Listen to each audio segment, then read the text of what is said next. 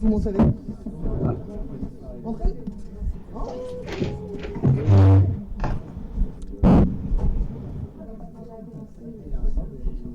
Ouais.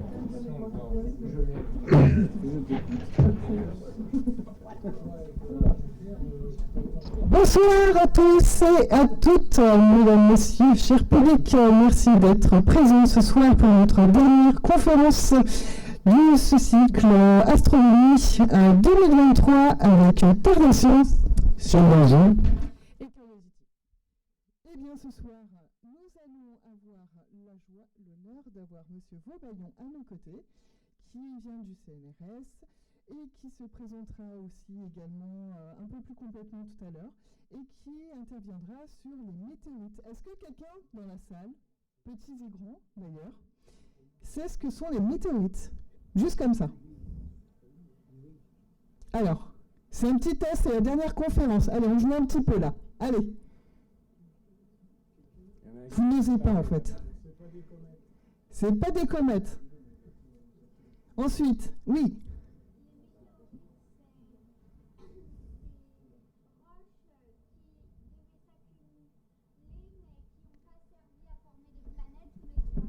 Alors attends, j'arrive. On va valider ça avec notre chercheur. Vas-y, redis-le. Les météorites, c'est les restes de tout ce qui n'a pas servi à former l'étoile ou les planètes. Je crois qu'il dit oui de la tête. Jérémy?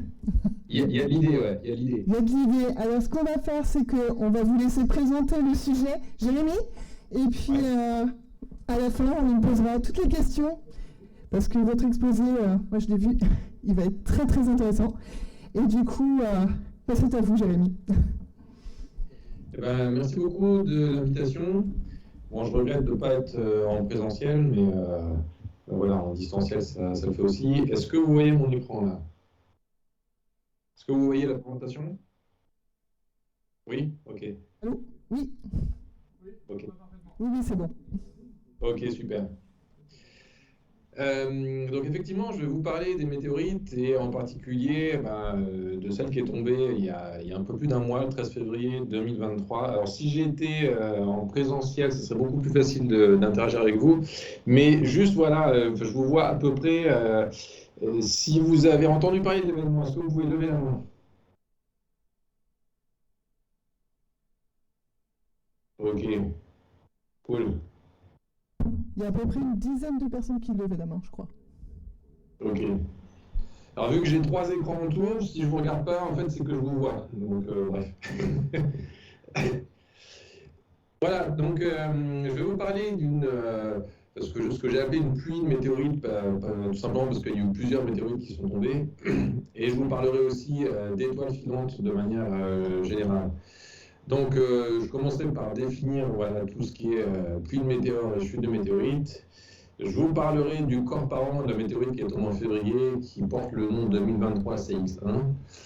Et puis je terminerai sur comment est-ce que vous pouvez participer à l'observation astronomique de manière générale et à l'effort de recherche lié aux météorites. Et je précise que ça concerne tout le monde, en gros, que vous soyez petit ou grand, ça vous concerne. J'ai perdu la vidéo, est-ce que c'est normal? Est-ce que j'ai perdu toute la connexion ou pas? Vous m'entendez? Oui, c'est bon? Ok, d'accord. Il y a la vidéo qui a l'air de faire un peu n'importe quoi, mais bref, je continue. On voit tout, hein, on voit bien nous, en tout cas. Ok, super. Le temps d'arranger les petites choses techniquement parlant, et puis continuer, nous on voit tout. Ok. Donc voilà, un gros météore, c'est-à-dire une grosse étoile filante, c'est justement l'objet qui est rentré en février dernier, là. Donc filmé par un smartphone, donc vous voyez que c'est super brillant. On ne voit pas les étoiles, tout simplement parce que, grosso modo, les smartphones ne sont pas assez sensibles pour ça. Et puis aussi, l'objet est tellement brillant qu'il illumine toute la campagne. Et alors, en vrai, c'est quoi un météore? En fait, ça commence par un caillou qui est dans l'espace. Donc, dans le système solaire, ce caillou, il est plus petit qu'un astéroïde et on appelle ça un météoroïde. Et quand il rentre dans l'atmosphère céleste, bah, il rentre avec une vitesse littéralement astronomique. Et puis, donc il cogne dans les molécules de l'atmosphère, et il cogne tellement fort que, bah, en fait, l'objet, il fond en partie, et bah, tout ce qui est sur son passage est ionisé, et ça produit de la lumière. Donc l'étoile filante, qu'on appelle aussi un météore, qu'on voit à l'œil nu, c'est pas le caillou en lui-même, mais c'est la trace du passage du caillou dans l'atmosphère. Et puis, si le météoroïde, à l'origine, était suffisamment gros et suffisamment lent, eh bien, il arrive jusqu'au sol, et c'est ça qu'on ramasse sous forme de météorite.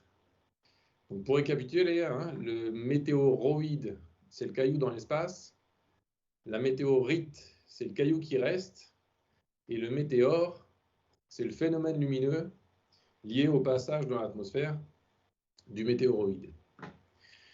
Donc quand on dit météore, on dit aussi étoile filante, c'est la même chose. Stricto sensu, le terme météore est plus général qu'une étoile filante, mais je ne vais pas rentrer dans les détails. Alors d'où est-ce qu'ils viennent les météoroïdes?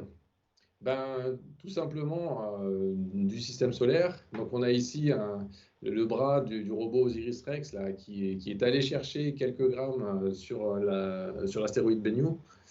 Et là, on a des petits météoroïdes en fait, collectés dans l'Antarctique qui sont tellement petits, vous voyez ça fait le diamètre d'un cheveu. Ils sont tellement petits que ils freinent très haut dans l'atmosphère et ils ne sont pratiquement pas désintégrés quand ils rentrent. Et puis, vous connaissez sans doute les perséides qu'on voit en outre, les pluies d'étoiles filantes. Et il faut savoir qu'il n'y a pas que les perséides. On a ici une photographie où on voit des dizaines d'étoiles filantes. C'était les Léonides entre les années 1998 et 2002. Donc, dans ce cas-là, on parle de tempête de météores, tellement il y a de météores visibles à l'œil nu. Donc, en gros, une pluie de météores, voilà, en gros, c'est les perséides. Vous voyez plein d'étoiles filantes qui semblent provenir d'un seul point. Et puis, une chute de météorites, ça ressemble plutôt à ça. Alors, ce n'est pas une vraie image, hein, je précise tout de suite. Mais une météorite, c'est un seul objet isolé, alors qu'une pluie de météores, c'est plein d'étoiles filantes qui arrivent à peu près à la même époque. Alors, d'où elles viennent? On a parlé d'astéroïdes tout à l'heure. Les pluies d'étoiles filantes viennent principalement des comètes. Donc là, on a la comète Churyumov-Gerasimenko, visitée par la sonde Rosetta, et on voit ici en fait, un jet de gaz, donc c'est principalement de l'eau.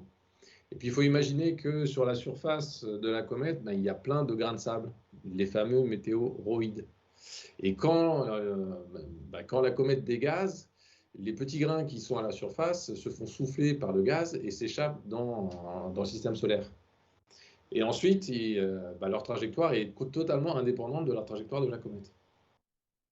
Et ça, ça crée des pluies d'étoiles filantes. Et les chutes de météorites, donc des objets plutôt isolés, tout seuls, traditionnellement, on dit que ça vient plutôt des astéroïdes. Donc là, on a Itokawa, et on voit qu'à la surface d'Itokawa, c'est pareil, on a plein de rochers, petits ou grands. Et on imagine bien que s'il y a deux astéroïdes qui rentrent en collision, ça va produire des milliers et des milliers de fragments. Et c'est ces fragments-là qui, quelques années, voire quelques millions d'années après la collision, peuvent rentrer dans l'atmosphère terrestre, et c'est ces fragments-là qui vont créer des météorites. Au sujet de l'origine des pluies de météores, donc on a ici stylisé un noyau de comète, et puis tous les grains éjectés là, qui sont devant et derrière. Et puis la Terre, en fait, là, va rentrer dans le nuage de météoroïdes, donc de grains cométaires.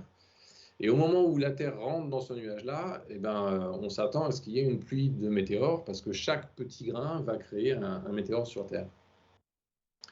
Et alors, vous avez sans doute entendu parler des perséides, des léonides, des géminides. Et alors, comment est-ce qu'on nomme les pluies de météores? Avec ce qu'on appelle le radian. En fait, quand vous regardez une pluie d'étoiles filantes, vous avez l'impression que toutes les étoiles filantes semblent provenir d'un seul point dans le ciel. De la même manière que quand vous êtes sur l'autoroute et qu'il pleut ou qu'il neige, vous avez l'impression que toutes les gouttes d'eau proviennent devant vous. Et cependant, on sait bien que les gouttes d'eau ne viennent pas de devant nous, c'est juste qu'on va très vite par rapport à leur vitesse, et qu'en fait, les gouttes d'eau, elles ne tombent pas à l'horizontale, elles tombent à la verticale. Et donc ça, c'est juste parce que avec la voiture, on se déplace beaucoup plus vite que la vitesse de chute des gouttes d'eau. Donc c'est un effet de perspective. Et il y a exactement le même effet entre les grains cométaires qui se déplacent dans le système solaire et puis la Terre. Et donc la composition des vitesses fait qu'on a l'impression que pour une pluie de météores donnée, tous les météores semblent provenir d'un seul point. Et alors, ce n'est pas qu'une vue de l'esprit, ce n'est pas qu'un objet théorique. Donc là, vous reconnaissez la constellation du Lion, et on a l'impression que toutes les étoiles filantes, là, semblent provenir d'un point qui se trouve à peu près ici.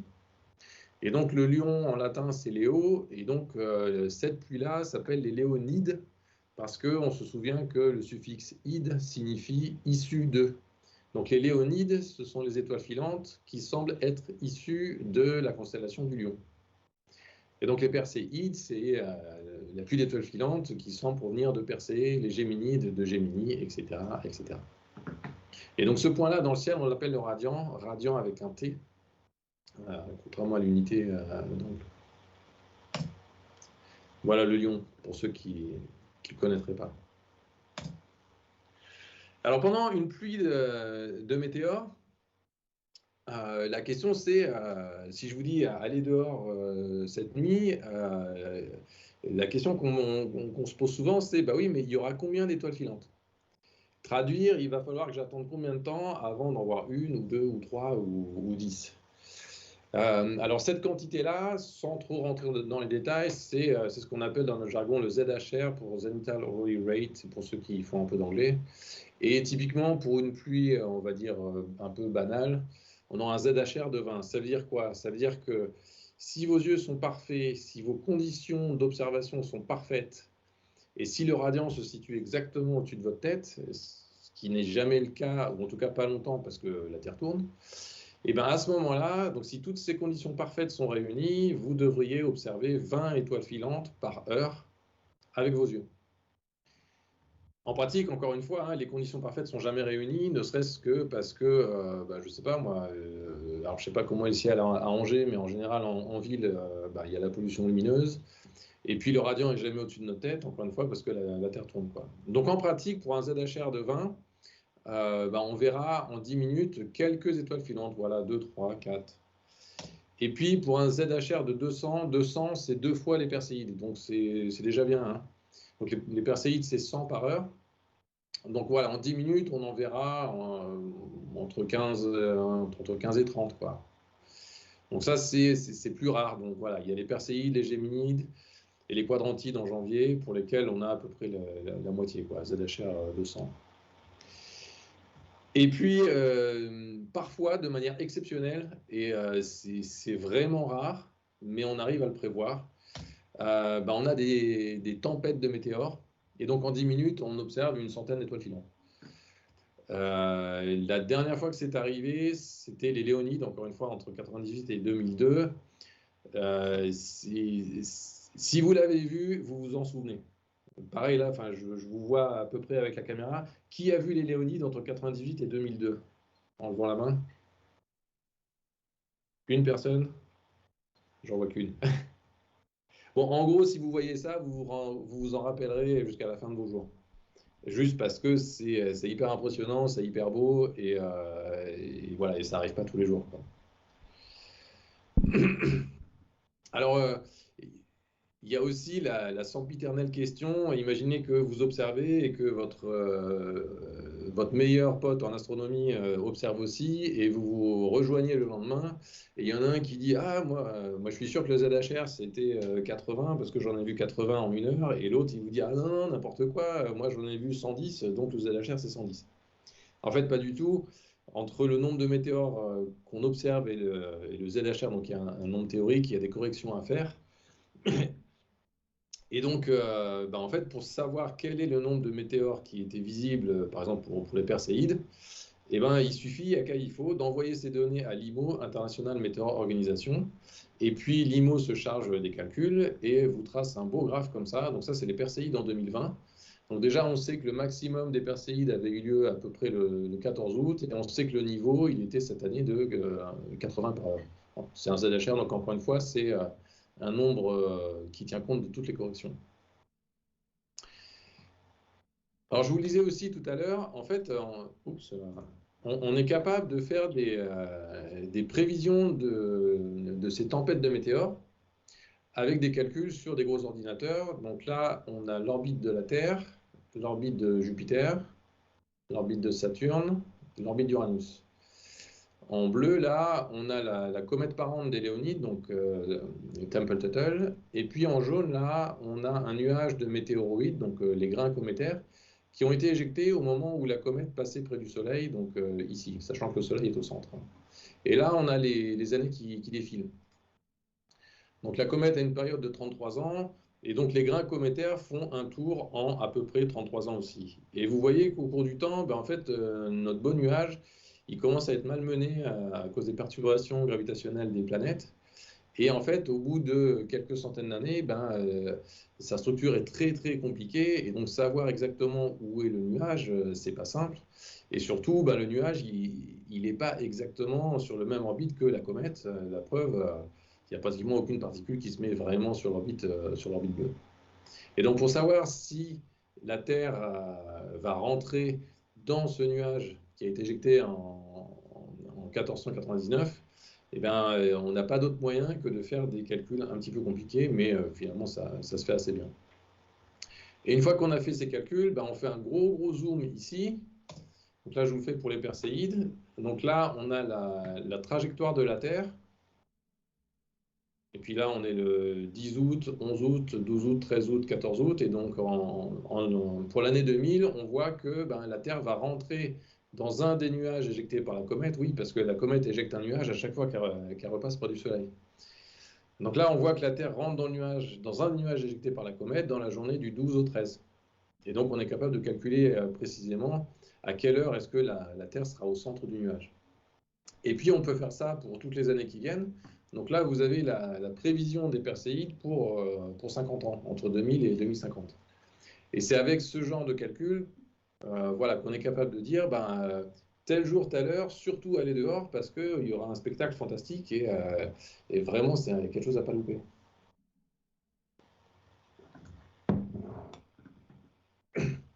Alors c'est pareil, je vais pas vous raconter toute l'histoire parce que j'ai pas le temps, mais faire la prévision des pluies de météores, en fait, ça a été un casse-tête pendant très longtemps, à tel point qu'au début des années 2000, les gens croyaient vraiment pas que c'était possible, quoi.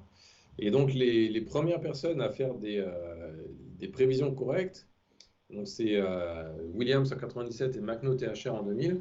Ils ont simplement réalisé que l'orbite de la comète, c'était pas le même orbite que celui des météoroïdes, tout simplement parce que les météoroïdes en fait sont éjectés de la comète, sont soufflés. Il y a plein de petits effets qui rentrent en jeu et qui, au final, font une grande différence. Donc là, voilà, on a l'orbite de la Terre le 17 novembre, 18, 19, et on voit que la Terre passe au plus près de l'orbite de la comète quand elle est ici.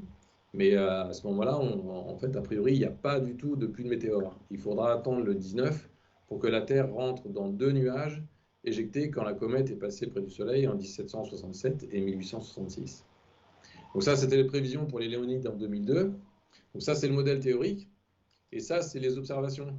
Donc on a la position de la Terre ici en fonction de l'heure et la position des deux nuages éjectés par la comète. Et donc là, on a le nombre de météores en fonction du temps, tel que le prédit la théorie, cette théorie-là. Donc ça, c'est les prédictions, et ça, c'est les observations. Ça, c'est les observations faites à partir d'un avion de la NASA, et ça, c'est les observations faites typiquement par vous. C'est-à-dire des gens qui sont sortis dehors, qui ont compté les météores en fonction du temps, qui ont envoyé leurs observations à l'IMO, International Meteor Organization, et l'IMO se charge de faire tous les calculs pour vous et voilà, de faire des belles courbes qui nous montrent qu'effectivement, il y a eu deux grandes pluies de météores, avec 2500 météores par heure, aux alentours de 4 h du matin et aux alentours de 11 h la journée du 19 novembre. Et donc dans ces cas-là, ça marche très très bien. Voilà, donc ça c'était les pluies d'étoiles filantes. Et maintenant je vais vous parler d'une chute de météorites. Donc, vous vous rappelez qu'une chute de météorite, en fait, c'est un événement isolé. En général, on ne peut pas le prévoir, sauf dans des cas exceptionnels. Et quand je dis exceptionnel, en fait, je vous ai mis la liste ici. Donc là, on connaît aujourd'hui seulement 7 astéroïdes détectés par les télescopes, pour lesquels on a eu la certitude absolue qu'ils allaient s'écraser sur la Terre. Alors, ce n'est pas un sujet anodin, parce qu'évidemment, si jamais l'astéroïde fait 100 km de diamètre, il va vous rayer un continent de la carte, quoi, ou au moins un pays. Donc, en fait, il y a des télescopes dont l'objectif principal, c'est de détecter tout ce qui bouge et tout ce qui enfin, notamment tout ce qui pourrait être dangereux pour la Terre. Voilà, donc le premier, c'était en 2008, avec des météorites ramassées au Soudan.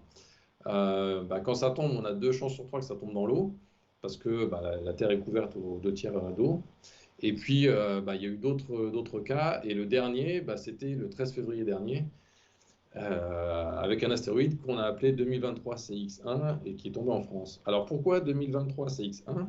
2023, c'est l'année de la découverte. Et CX1, en gros, ça veut dire que c'est le premier d'une série. Et en fait, la première lettre désigne la semaine pendant laquelle il a été découvert. Et après, on rajoute des chiffres et des lettres. Voilà, et donc aujourd'hui, on connaît 7 astéroïdes détectés par les télescopes pour lesquels on a eu la certitude qu'ils allaient s'écraser sur la Terre. Et on a aussi documenté 46 chutes de météorites qui ont été enregistrées, c'est-à-dire qu'il y avait des caméras au sol qui ont pu observer le météore créé suite à la rentrée dans l'atmosphère de l'objet. Donc vous voyez qu'il n'y a que 7 astéroïdes prévus et on en observe 46. Pourquoi? Parce qu'on a des caméras automatiques qui surveillent le ciel, et quand on a un objet très petit qui est invisible dans les télescopes, au moins quand il rentre, on peut le détecter par d'autres moyens. Voilà, donc ça c'est une des toutes premières images faites de l'astéroïde 2023 CX1. Et puis en fait, très rapidement, grâce au Minor Planet Center, en fait, ces observations-là sont partagées avec le reste des observatoires. Et puis, il y a une alerte qui a été lancée qui disait, voilà, on a découvert un objet, on a l'impression qu'il se dirige vers nous. Est-ce que d'autres observatoires peuvent l'observer rapidement? Et donc, il a été découvert en Hongrie par là. Et assez rapidement, donc, les autres télescopes en Europe ont pu l'observer. Mais surtout, ce qui était très intéressant, c'était l'observer avec des télescopes qui étaient situés très loin, en fait, pour pouvoir avoir 2 points de vue différents. Donc, les télescopes qui étaient en Afrique du Sud et puis à l'île de la Réunion ont été sollicités. Et puis ceux qui étaient aux États-Unis, tout simplement, encore une fois, pour avoir ce qu'on appelle une parallaxe, c'est-à-dire deux points de vue différents, ce qui permet de calculer la position de l'objet avec précision. Et une fois qu'on a sa position en fonction du temps, on peut calculer sa trajectoire et son orbite. Et on compare son orbite à la trajectoire de la Terre, et là, oui, on s'est aperçu qu'il allait s'écraser quelque part en France. Donc ça, c'était dans la nuit de dimanche à lundi. Et la news a circulé assez vite, mais malheureusement, moi, mon téléphone était éteint et j'ai pas reçu les appels des collègues en Californie qui m'appelaient en me disant Jérémy, il y a un truc qui va tomber chez toi, fais quelque chose. Bon, du coup, j'ai eu la news le lendemain matin, malheureusement. Moralité, ne jamais éteindre son téléphone portable. Non, j'ai rien dit. Le fait est que, vu qu'on avait l'alerte, certaines personnes sont sorties dehors exprès pour observer le météore ultra brillant qui a été fait au moment où le petit astéroïde est rentré dans l'atmosphère. Donc à gauche, c'est Monsieur Legrenieux au Mans, et puis à droite, c'est Jocelyn Desmar, donc un collègue du laboratoire de l'IMCCE, qui habite Paris et qui était au but de Chaumont, et il a juste mis son appareil photo, et puis il a attendu l'heure prévue, et à la seconde près, le météore est arrivé, quoi. Et vous voyez que le ciel est bien pollué, la pollution lumineuse, et malgré ça, en fait, l'objet ressort très très bien, tout simplement parce qu'il est très brillant. L'objet faisait à peu près 1 mètre de diamètre avant sa rentrée dans l'atmosphère. Et puis il y a eu d'autres personnes soit qui savaient, soit qui juste ils étaient dehors à 4 h du matin et puis ils ont observé quelque chose. Donc là sur le site Vigiciel, et je vous en reparlerai, en fait vous pouvez envoyer votre observation en disant voilà j'étais à tel endroit, c'était dans telle direction, etc., etc. Et donc par recoupement en fait de témoignages visuels, on est capable de savoir que bah oui il y avait un objet qui est arrivé à peu près ici. Ça, c'est une photo qui a été prise à main levée. C'est pour ça qu'on voit en fait, la personne trembler, hein, ce qui est totalement normal. Du coup, on a un trait qui est très irrégulier là. Il y a aussi voilà, 17 vidéos qui ont été envoyées sur Vigiciel. Donc, vous pouvez aller voir donc, des vidéos d'amateurs. Quand je dis amateur, c'est pas péjoratif. En gros, ça veut dire bah, c'est typiquement c'est vous qui avez envoyé ces vidéos-là, quoi. Et donc, à partir des différents enregistrements, en fait, on est capable de recalculer la trajectoire et puis de savoir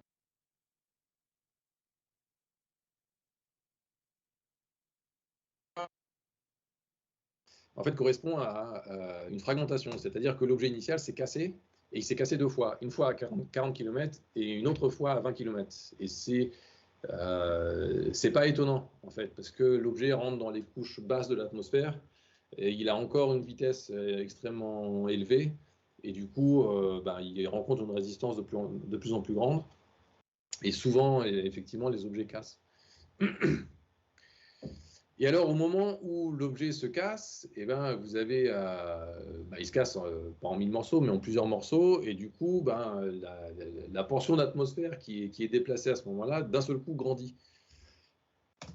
Et ça, en fait, ça fait un choc dans l'atmosphère qu'on est capable de mesurer avec des stations sismiques. Ici, donc là, ce sont toutes les stations qui ont détecté quelque chose. Donc, vous voyez, dans un rayon de au moins 100 ou 200 km, les stations ont enregistré. Et puis ça, ce sont des stations infrasons.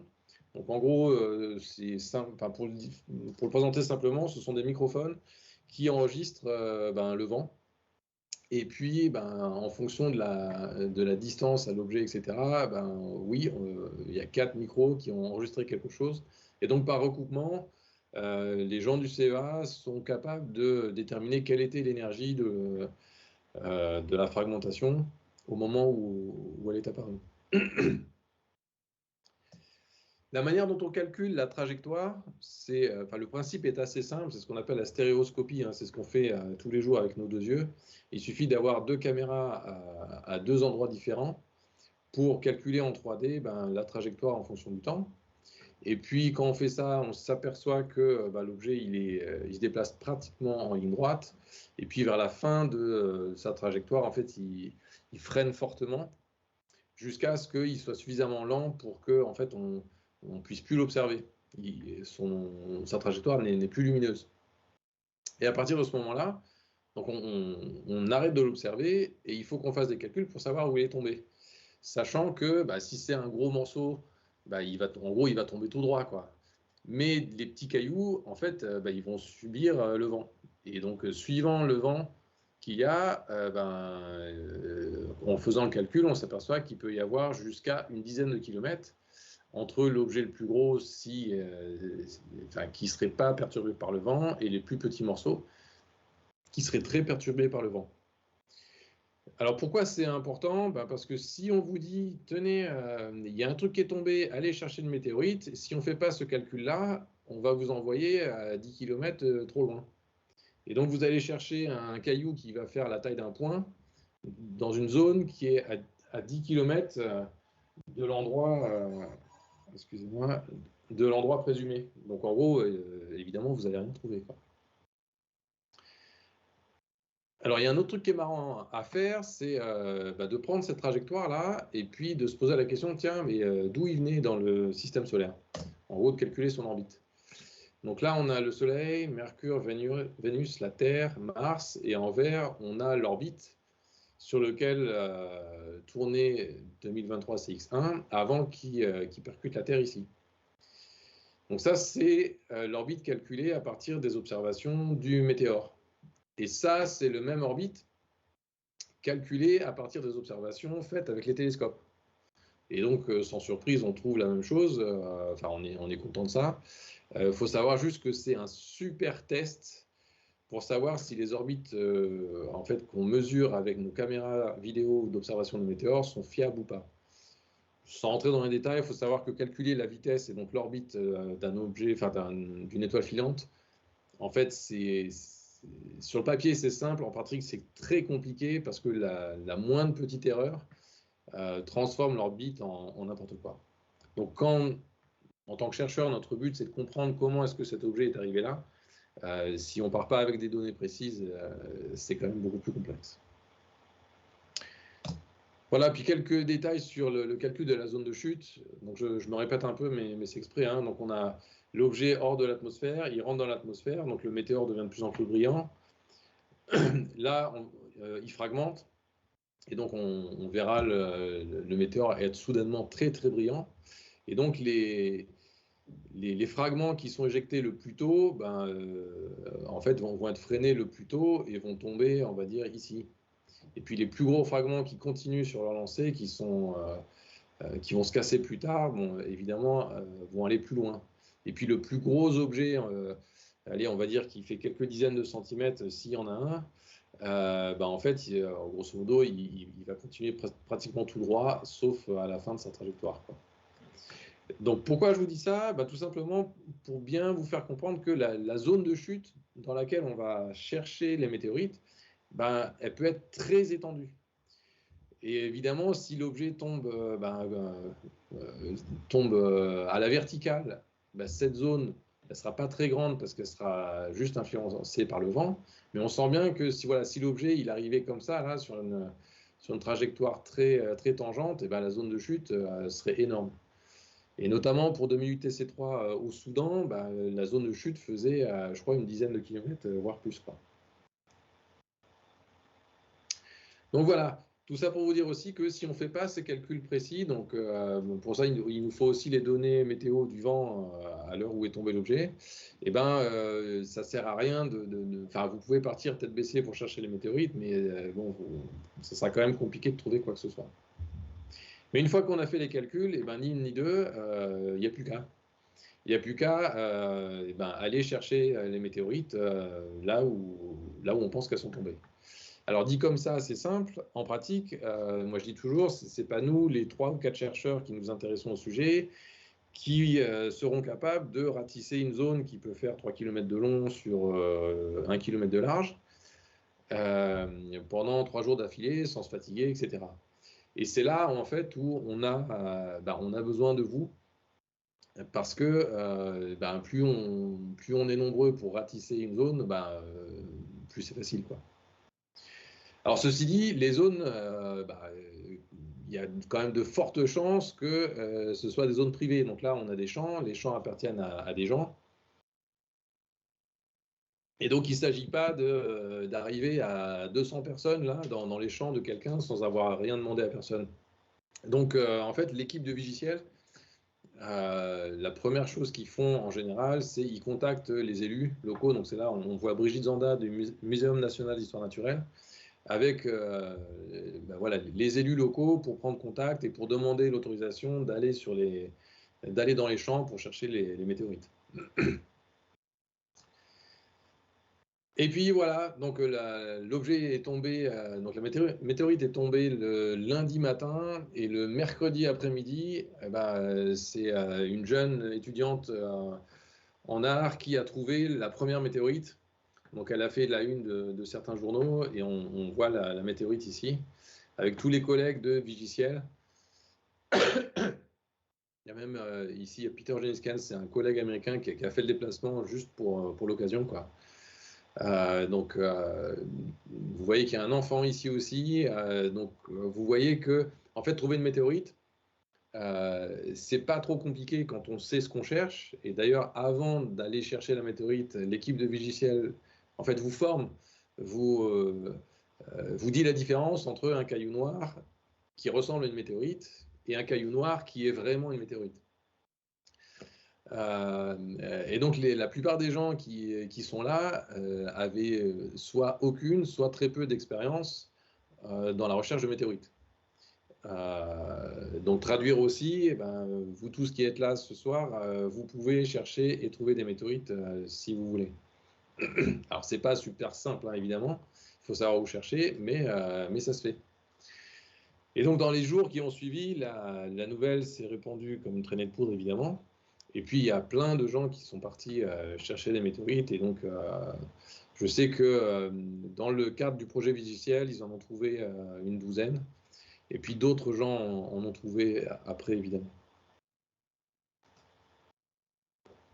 Alors, pourquoi c'est intéressant d'aller chercher les météorites?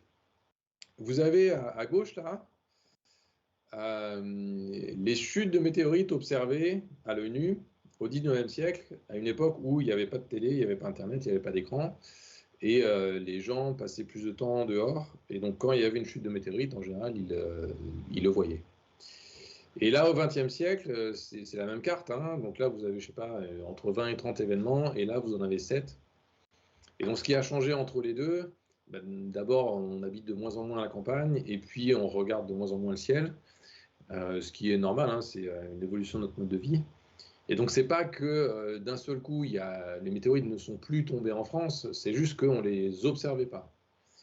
Et l'autre phénomène qui est arrivé aussi, c'est que c'est vrai que quand un chasseur de météorites, dont c'est le métier, trouve une météorite, il va la vendre, parce que c'est son gagne-pain, quoi. Et nous, en tant que scientifiques, les météorites vont nous intéresser fortement. Pourquoi? Parce que les météorites vont nous dire ce qui s'est passé il y a 4,5 milliards d'années au début de la formation du système solaire. Tout à l'heure, la personne là, qui disait les météorites, ce sont des morceaux du système solaire qui n'ont pas formé de planète, c'est exactement ça. Alors, on peut avoir des morceaux de planètes, hein, on a des morceaux de Mars, on a aussi des morceaux de la Lune, etc. Mais globalement, les météorites proviennent de la ceinture principale des astéroïdes entre Mars et Jupiter. Et donc effectivement, s'il n'y avait pas eu Jupiter, ou si Jupiter avait été plus grosse, on aurait certainement eu une planète, mais le fait est qu'il n'y a jamais eu de planète ici. Et donc les cailloux qu'on a ramassés là ont été formés il y a 4,5 milliards d'années. Ce qui veut dire que, en fait, en analysant ce caillou, on peut comprendre ce qui s'est passé à la genèse du système solaire. Ce qui est un truc de fou. Je ne sais pas s'il y a des historiens dans la salle, mais voilà, aller savoir ce qui s'est passé il y a 100 ans, c'est déjà compliqué. 1000 ans, je ne vous en parle pas. 1 million d'années, c'est encore plus compliqué. Là, on parle de 4500 millions d'années. Donc, c'est juste, voilà, scientifiquement, chaque météorite est une mine d'or. Et quand je dis une mine d'or, c'est voilà, une mine d'or pour la connaissance. Mais alors, je ne veux pas dire que c'est une mine d'or intarissable, mais presque, dans le sens où il y a des météorites très célèbres qui sont tombées en France au 19e siècle, notamment Orgueil, là. Aujourd'hui encore, tous les ans, il y a des scientifiques qui apprennent une quantité de choses grâce à quelques grammes ou voire microgrammes de cette météorite. Pourquoi? Parce que cette météorite est conservée au Muséum national d'histoire naturelle, MNHN, là, et dont le but, c'est pas de garder pour soi précieusement les météorites. Le but, c'est de les garder pour qu'elles puissent être analysées. En gros, on les garde pour les faire parler. Et ce qui se passe aussi, c'est que les météorites qui rentrent dans les collections privées disparaissent à jamais. C'est-à-dire, je m'explique. Si vous achetez une météorite, vous allez être très content et c'est très bien, hein, et je vous encourage presque à le faire, mais pas trop. Pourquoi? Parce qu'en fait, vous achetez votre météorite, vous êtes tout content, vous la montrez à tout le monde et c'est bien. Et puis, vos enfants, le jour où vous n'êtes plus là, débarrassent votre maison, ils trouvent un caillou noir. S'ils savent ce que c'est, ils vont la garder. Mais les petits-enfants, eux, en gros, à un moment donné, il y a quelqu'un qui ne va pas savoir ce que c'est, il va mettre votre météorite à la poubelle. Et du coup, la météorite sera perdue pour vous en tant que famille et pour l'humanité avec un grand H. C'est-à-dire qu'on ne pourra plus faire parler cette météorite dans 300 ans. Alors que si elle rentre dans une collection nationale, en France ou à l'étranger, hein, en fait, dans 2, 3, 4, 500 ans, on fera encore parler cette météorite et elle nous apprendra encore des choses sur ce qui s'est passé, encore une fois, il y a 4,5 milliards d'années. Pourquoi on fait ça aussi? En fait, en faisant ça, en fait, on peut s'apercevoir qu'il y a plusieurs types de météorites. Alors, je ne rentrerai pas dans tous les détails, mais vous avez des chondrites et des achondrites. Les chondrites sont les météorites les plus primitives.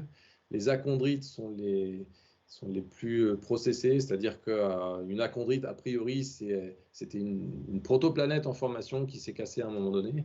Et en son centre, si elle était suffisamment grosse, ben, il y avait du fer. Et puis à l'interface entre le fer et la roche, ben, vous avez voilà, un mélange de roche et de métal.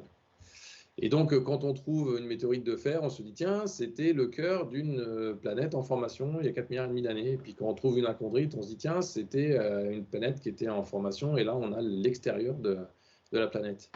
Et quand on trouve une chondrite, ben, on se dit, tiens, on a trouvé les briques essentielles de toutes les planètes du système solaire, quoi. Bref, vous voyez que ça me fait beaucoup parler, forcément, même si ce n'est pas ma spécialité, l'analyse des météorites. Tout ça pour vous dire aussi que une des raisons pour lesquelles on fait ça aussi, et pour lesquelles on fait de l'astronomie, c'est de démystifier un peu le ciel. Donc là, vous avez une couverture de livre, La chasse aux météores de Jules Verne, qui scientifiquement, aujourd'hui on en rigolerait un petit peu, mais voilà, le message que je veux faire passer, c'est que oui, les Gaulois avaient peur que le ciel leur tombe sur la tête, et effectivement, le ciel peut tomber sur la tête, dans le sens où, oui, un météorite, ça peut tomber n'importe où, n'importe quand, n'importe comment, quoi. Mais voilà, quand on sait ce que c'est, plutôt que d'avoir peur, au contraire, on est hyper content. Je fais une petite parenthèse aussi sur la recherche de manière générale. Souvent, nous, ce qui nous motive à faire la recherche, c'est l'exploration, c'est la découverte, je dis souvent, c'est de voir quelque chose pour lequel on a la certitude que jamais personne n'a vu. Ou d'aller là où jamais personne n'est allé. Alors, pas forcément physiquement, hein, mais au niveau de la connaissance. Et il y a un exemple que j'aime beaucoup, c'est tiré du film The Current Wall. En fait, c'est l'histoire de Thomas Edison et Westinghouse au moment où Edison met au point l'ampoule, et le développement de l'électricité commence à prendre son essor. Et en gros, Edison, c'est un chercheur, ingénieur. Et puis Westinghouse, c'est un ingénieur entrepreneur, on va dire, pour faire simple et pour caricaturer. Et donc, sans vous spolier tout le film, que personnellement j'ai pas mal aimé, à un moment donné, vers la fin, il y a une conversation entre ces deux personnes qui étaient un peu rivales, hein. Et il y a Westinghouse qui pose la question à Edison, mais qu'est-ce que ça fait? Qu'est-ce que ça fait de faire une découverte? Qu'est-ce que ça fait de trouver quelque chose pour lequel, encore une fois, on a la certitude que jamais personne n'a trouvé ça, quoi. Et évidemment, c'est indescriptible, hein. C'est dans le sens où, moi, c'est pour ça que je me lève le matin. Fin de la petite parenthèse sur la recherche. Je finirai sur, ok, tout ça c'est bien, mais vous, du coup, qu'est-ce que vous pouvez faire? Alors, la première des choses, et c'est assez inhabituel en astronomie, mais en tout cas pour les étoiles filantes, il suffit, à qu'il faut ouvrir les yeux et être tout seul la nuit dans un endroit où il fait noir. Et en moyenne, en fait, on peut voir entre 4 et 10 étoiles filantes par heure, encore une fois dans des conditions parfaites, à n'importe quel moment de l'année. C'est-à-dire que là, si vous sortez ce soir, voilà, si vous attendez 1 heure, statistiquement, vous avez la garantie d'en voir au moins une. Alors après, la loi de Murphy vous dit que l'étoile filante apparaîtra au moment où vous commencez à fatiguer et vous clignez des yeux, évidemment. Mais ce que je veux dire, c'est que, par exemple, pendant la nuit des Perséides, vous avez la garantie d'en voir, quoi. Encore une fois, à partir du moment où votre ciel est potable. Il faut savoir aussi que, en fait, le domaine scientifique des météores, c'est un des domaines où les collaborations entre amateurs et professionnels sont très fortes, et non seulement fortes, mais aussi vachement utiles. Encore une fois, hein, le graphe que je vous montrais tout à l'heure, il a été établi grâce aux données envoyées par les amateurs. Donc là, en fait, ce slide-là est tiré d'un cours, donc vous avez, enfin, évidemment, vous n'allez pas voir tout de suite, mais en fait, il y a plein de tutoriels sur comment observer les étoiles filantes de manière à faire des rapports scientifiques concrets. Et là, vous avez un calendrier, en fait, des pluies de météores. Donc là, on a les Perséides, les Géminides, les Quadrantides. Donc en termes de niveau, hein, vous voyez que les trois, là, ce sont les plus grosses. Donc en gros, ce qu'on voit aux alentours du 12 août, il y a l'équivalent aux alentours du 13 décembre et l'équivalent le matin du 4 janvier. Sauf que curieusement, en plein hiver, il y a peu de gens pour aller les voir. Un autre moyen, c'est de faire de la photographie. Donc la condition indispensable pour photographier les étoiles filantes, c'est d'avoir un objectif qui soit très ouvert. Donc en gros, une ouverture inférieure à 2, pour ceux à qui ça parle, s'il y a des photographes amateurs dans la salle. Et un trépied, et puis on enchaîne les poses, et puis ça marche tout seul, quoi. L'autre moyen, c'est la vidéo. Donc je vous ai mis ici le matériel de base. Donc on a une caméra avec un objectif. Et là, c'est un ordinateur Raspberry Pi. Donc ça fait 10 cm de long, hein. Donc en gros, le tout tient dans vos mains. Et idéalement, vous mettez ça sur votre toit. Donc là, c'est l'installation du Radioscope d'Île-de-France en région parisienne. Et plutôt que de regarder les parkings, on regarde le ciel. Et puis, il y a des logiciels de détection automatique qui font que vous n'avez rien à faire, si ce n'est le matin à aller voir ce qui est passé dans le ciel. Alors, suivant votre logiciel, vous allez soit capter tout ce qui bouge, y compris les insectes l'été, les hélicoptères, les avions, etc. Ou bien vous avez un logiciel un petit peu plus intelligent qui fera la différence, quoi, qui vous donnera que les météores. Alors, face au constat au 19e siècle, il y avait beaucoup de chutes de météorites, et au 20e, sans doute, mais on ne les a pas vues, en fait, est venue l'idée du projet scientifique Fripon, qui est de tapisser la France métropolitaine avec des caméras qu'on appelle O-Sky, qui permettent d'observer le ciel en entier. Donc, en fait, l'image, elle est ronde comme ça, voilà, et là, vous avez un gros météore qui passe dans le ciel.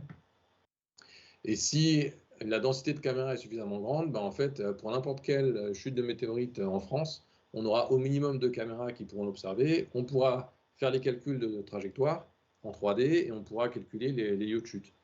Donc, le projet initial a commencé en 2014 et puis à force d'en parler, il y a eu de plus en plus de gens qui étaient intéressés et donc l'Italie a créé son propre réseau. Il y en a maintenant au Benelux, en Allemagne, au Royaume-Uni et jusqu'en Roumanie. Et donc le pendant du projet scientifique Fripon pour la science participative, ça s'appelle Vigiciel. Et donc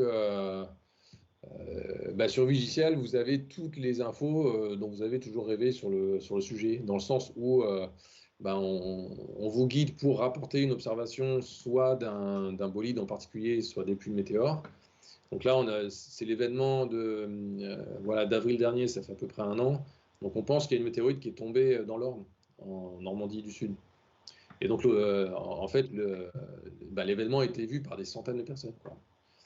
On vous emmène chercher les météorites sur le terrain et on vous forme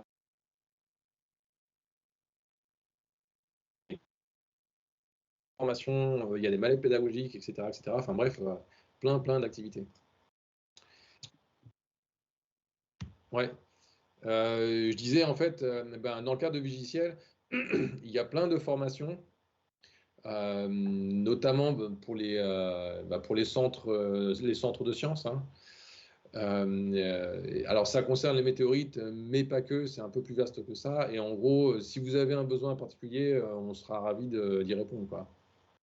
Et le must du must, c'est quand même d'aller sur le terrain, chercher une météorite et la trouver, quoi. Il y a aussi, voilà, imaginez que vous êtes témoin de la chute d'une météorite. En gros, si vous voyez une grosse lueur qui flash dans le ciel, surtout rapportez-le. Enfin, envoyez un rapport d'observation sur vigiciel.org. Pourquoi? Parce que il y a des chances que si vous l'avez vu, il y ait d'autres gens qui l'aient vu aussi. Et donc, en recoupant toutes les observations, on est capable de dire, OK, il y a eu un événement à tel endroit, à telle heure, et il y a sans doute un caillou au bout, quoi. Autre chose, on me pose souvent la question, disons, moi, mon travail principal, c'est de faire plus les prévisions de pluie de météores. Et donc, on me demande, alors, la prochaine pluie de météores, c'est quand? Donc là, pour 2023, je vous ai mis les dates. Et j'ai rajouté une date là, alors c'est pas pour demain, hein, c'est pour le 19 novembre 2034. Alors vous allez dire 2034, oui c'est dans longtemps, oui c'est dans longtemps, mais si vous pouvez surtout observer là, quoi. C'est la prochaine tempête de Léonide. Et encore une fois, c'est entre 0 et quelques fois dans votre vie, quoi. Dans les choses que vous pouvez faire aussi, je me permets de faire une petite page de pub parce que je suis directeur de cette formation. C'est un DU, donc un diplôme d'université qui s'appelle Explorer et comprendre l'univers. C'est des cours du soir organisés par l'Observatoire de Paris, à l'Observatoire de Paris, mais aussi en ligne. C'est-à-dire que si vous ne pouvez pas vous déplacer à l'Observatoire de Paris tous les mardis soirs pour des cours, pas de problème. En fait, depuis chez vous avec votre ordinateur, vous pouvez suivre. Et c'est soit en direct, soit en différé. Et en gros, en un an, on vous donne un panorama complet de toute l'astronomie. Et on se targue de faire plus que de la vulgarisation. Mais c'est pas non plus un master d'astronomie. C'est-à-dire qu'il n'y aura pas de démonstration mathématique. On vous demande pas de faire des calculs, quoi. Par contre, en général, oui, on demande un niveau bac de type scientifique. En gros, il faut qu'au moins une fois dans votre vie, vous ayez vu ce que c'est qu'une tangente et un logarithme, quoi. Donc ça, c'est les cours du soir le mardi. Et puis, on organise aussi des séances d'observation à l'Observatoire d'Haute-Provence. Et on vous fait observer sur 3 télescopes de 120, 80 et 152 cm. Donc les deux premiers, c'est l'imagerie, celui-là, c'est la spectro. Et pour ceux qui ne peuvent pas se déplacer, en fait, on organise des séances d'observation avec Iris. Donc c'est un télescope de 50 cm dont on prend le contrôle à distance. Et on organise des TP aussi en autonomie, donc vous pouvez prendre le contrôle d'une antenne de radioastronomie. Moi, évidemment, je propose un sujet sur l'observation visuelle des météores, donc pour ça, vous avez besoin d'aucun matériel. Et en préparation des observations à l'OHP, on organise une semaine de stage à l'Observatoire de Meudon, avec une visite des sites, etc. Bref, je vous laisse l'adresse, ou retenez juste, voilà, explorer et comprendre l'univers. Et si vous tapez ça sur Google, vous tomberez sur nos pages tôt ou tard. Voilà, donc j'espère vous avoir convaincu que observer les météores, c'est facile, c'est pas cher, ça peut rapporter scientifiquement très gros, et surtout, on a besoin de vous. Je finis avec ce film fait par un collègue au Canada, qui retrace un peu justement toute l'histoire de la chute de 2023 CX1 là. Donc le film, il n'est pas encore mis sur la place publique sur Internet, en gros, mais j'ai l'autorisation de vous le montrer, et vous voyez que voilà, en gros, en 2 minutes, vous avez un résumé assez concis et totalement exact de tout ce qui s'est passé.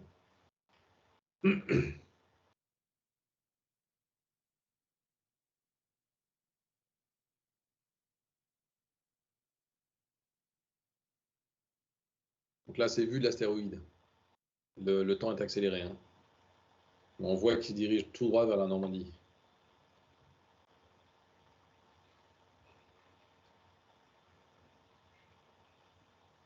C'est vu de Paris. Vous voyez, le flash, il est énorme.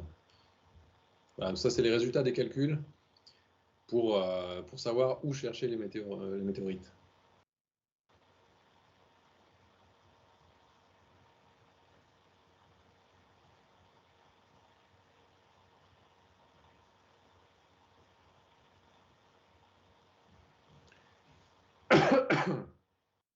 Là, ça reprend les images que j'ai montrées tout à l'heure.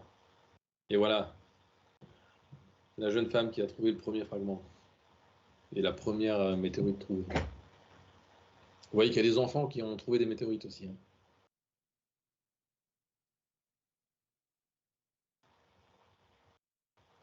Et voilà, merci de votre attention.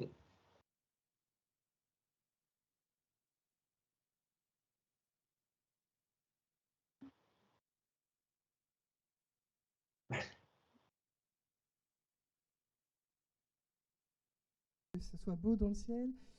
J'imagine qu'il y a aussi des effets, des risques quand elles tombent, quand elles chutent. Pourquoi s'intéresser Aux météorites. aux météorites? Parce que vous avez Ouais. tout un panel d'éléments dans l'espace.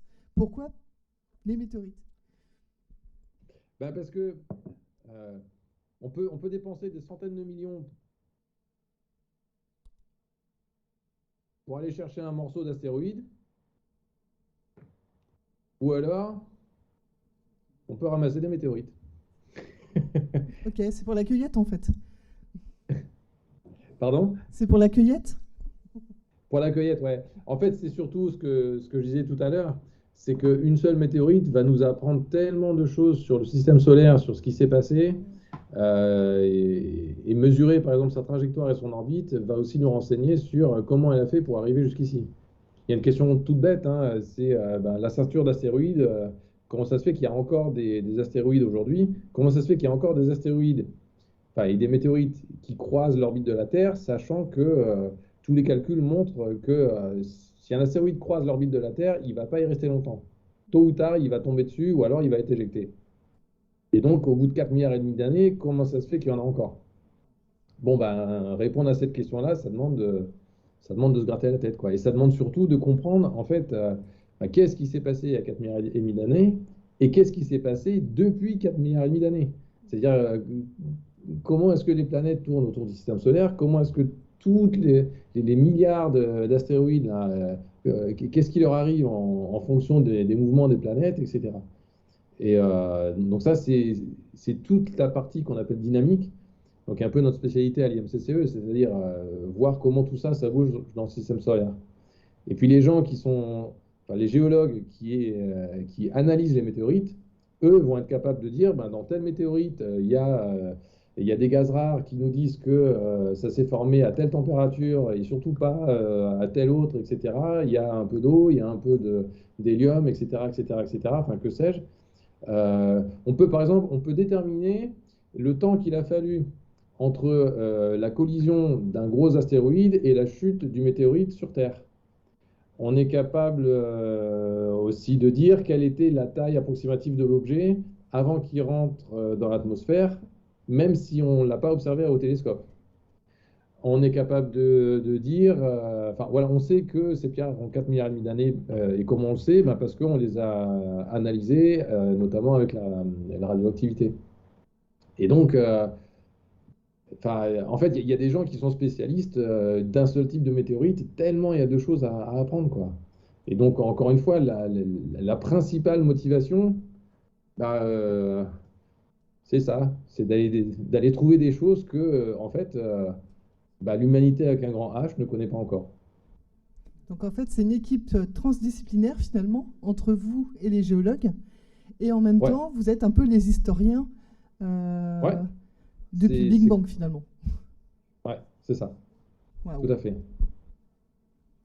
Moi, ça me laisse sans voix. Je sais pas vous, mais oui, le public aussi. Justement, alors public, est-ce que vous avez des questions? Parce que moi, je suis très bavarde, hein, vous me connaissez maintenant. Oui. Quelles sont les météorites les plus intéressantes pour vous? Euh, alors, scientifiquement, toutes les météorites sont intéressantes. Je connais un chercheur qui est spécialiste rien que des météorites de fer. Alors traduire, enfin, c'est un géologue, donc il connaît plein, enfin, en gros, il connaît tous les types de météorites, mais il s'est spécialisé uniquement sur les météorites de fer. Alors, aller dans les détails, je ne pourrais pas vous dire parce que pour le coup, je suis vraiment pas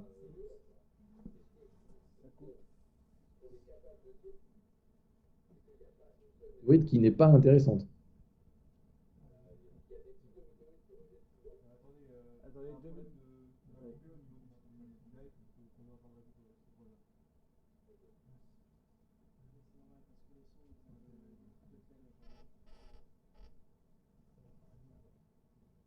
C'est bon, vous me dites, hein? C'est bon, c'est parti? Ouais. C'est bon. Euh, je disais, il y a certains types de météorites qui sont plus fréquents que d'autres parce qu'ils survivent mieux à la rentrée atmosphérique. Et globalement, dans le système solaire, il y en a plus que d'autres, quoi. En tout cas, parmi les objets qui croisent la Terre. Euh, mais ceci dit, en fait, chaque fragment de météorite qui va rentrer dans les collections sera analysé. Et donc, on va apprendre des choses pour chaque, je dirais, presque chaque gramme qui va rentrer, ouais, qui va rentrer dans les collections, quoi. Peut-être le, enfin, le plus intéressant, je ne sais pas, mais ce ce qui attire beaucoup de chercheurs, c'est les chondrites. Pourquoi? Parce que les chondrites ont été très très peu modifiés depuis le début de la formation du système solaire. Et donc, on trouve dans les chondrites euh, les grains les plus primitifs qui ont composé chaque planète du système solaire. Jérémy, juste parce qu'on a 3 enfants dans la salle, est-ce que vous pouvez expliciter un petit peu plus le mot chondrite? Est-ce que je peux, pardon? Est-ce que vous pouvez expliciter le mot chondrite? Parce qu'on a des Ah oui. enfants aussi dans la salle. Oui, Pour qu'ils ouais, comprennent désolé. bien. En fait, des chondrites, c'est des météorites qui contiennent des chondres. Alors, les chondres, c'est quoi? C'est des petites boules blanches dans les cailloux. Et dans ces petites boules blanches, en fait, quand on les analyse, on s'aperçoit qu'elles ont pratiquement la même composition que le Soleil. Et c'est comme ça qu'on sait que, en fait, elles sont là depuis le début du système solaire et elles n'ont pratiquement pas changé. Euh, et du coup, c'est comme si c'était ouais, des vestiges de la formation du système solaire, quoi. Merci Jérémy. D'autres questions? Allez, juste... oui. Qu'est-ce que vous pensez de la tentative pour dévier des météorites de grande dimension, des astéroïdes de grande dimension qui arriveraient vers la Terre et qui seraient dangereuses? Ouais, donc il y avait la mission DART il n'y a pas longtemps là, qui a fait la démonstration que, en gros, c'était possible dans certaines conditions. Donc, en gros, la mission DART, c'était quoi? On connaissait un astéroïde qui avait un satellite, donc un autre petit astéroïde qui tournait autour. Et on a envoyé une sonde spatiale qui s'est écrasée dessus. Et le fait qu'elle s'écrase dessus, ça a légèrement modifié sa vitesse, du coup son orbite, et c'est quelque chose qu'on a pu mesurer. Alors, c'est un sujet qui est pas simple, dans le sens où déjà, il faut être certain qu'on a envie de dévier un astéroïde. En fait, la question, c'est le jour où on découvre un gros astéroïde qui se dirige vers la Terre, qui potentiellement va tuer des centaines, voire des milliers de gens, pour remédier à ça, et ce qu'il faudrait faire, c'est dévier l'astéroïde. Ce qu'il faut bien comprendre, aussi parce que dans la presse, à peu près une fois par an, on entend « Ah oui, il y a un astéroïde qui a une chance sur 5000 de percuter la Terre d'ici 3 ans. » Ce qu'il faut bien comprendre, c'est que quand on détermine l'orbite d'un astéroïde, en fait, il y a des erreurs, comme dans toute mesure physique. Et donc, ce qu'on est capable de dire, c'est je sais pas moi, dans 5 ans, 10 ans, effectivement, il y a une chance que l'astéroïde tombe sur la Terre. Et pour ça, en fait, pour répondre à la question est-ce qu'il va tomber sur la Terre ou pas, il faut multiplier les observations pour réduire cette zone d'incertitude. Et jusqu'à présent, voilà, à part dans 7 cas connus, et c'était des astéroïdes petits, voilà, la réponse a toujours été bon, l'astéroïde ne va pas nous percuter. Mais on réfléchit toujours à bah oui, mais et si? Et si demain on trouvait un astéroïde qui fasse 100 mètres, donc qui finalement n'est pas si gros que ça, et pour lequel on a la certitude qu'il va s'écraser sur la Terre, voilà, s'il s'écrase au-dessus d'une ville, il raye la ville de la carte, quoi. Donc qu'est-ce qu'on fait? Et une des solutions, forcément, c'est de le dévier. Alors, voilà, le faire percuter un vaisseau spatial, ça peut marcher s'il est petit. S'il est plus gros, on peut lui accrocher des fusées et le faire légèrement dévier. Il y a toujours les idées de mettre une bombe nucléaire dessus et de le faire exploser, ce qui n'est pas forcément la meilleure idée parce que on risque de casser l'objet en deux et au lieu d'avoir un seul impact, on peut avoir 2 impacts, ce qui serait encore pire. Et voilà, il y a encore une autre idée, c'est de peindre en blanc, mais pour ça, en fait, il faudrait beaucoup, beaucoup de temps, quoi, pour que sa vitesse change suffisamment. Donc c'est un sujet qui est vachement intéressant, qui est pas simple, et qui met en jeu, en fait, des questions qui n'ont plus rien à voir avec l'astronomie. Par exemple, si on décide de construire une fusée qui va s'accrocher dessus et qui va le dévier, la question c'est, ben, ok, mais qui construit la fusée et surtout qui paye la fusée pour y aller, quoi. Donc voilà, c'est plus du ressort des astronomes. Très bien, merci beaucoup Jérémy. On va vous laisser. Du coup, on vous applaudit encore une fois pour votre exposé, pour vos réponses, pour votre disponibilité aussi, pour nous informer sur les astéroïdes connus tombés sur Terre, mais que nous, on ne connaissait pas forcément tous. Et voilà, je voulais vous présenter aussi public Jérémy Vaubaillon, que j'ai eu avec lequel j'ai eu le plaisir de collaborer aussi, qui est, je le rappelle, chercheur à l'Observatoire de Paris, CNRS, médaillé bronze en plus. Donc voilà. Et pour nous, en fait, on se retrouve avec Ciel d'Anjou, Curiosity et le laboratoire de planétologie et géosciences de Nantes et Terre des Sciences l'année prochaine, même lieu a priori, en mars-avril. Voilà, pour d'autres aventures astronomiques. Rentrez bien, belle soirée à vous. Belle soirée également à vous, Jérémy. Merci beaucoup. Bonne soirée. Au revoir. Au revoir.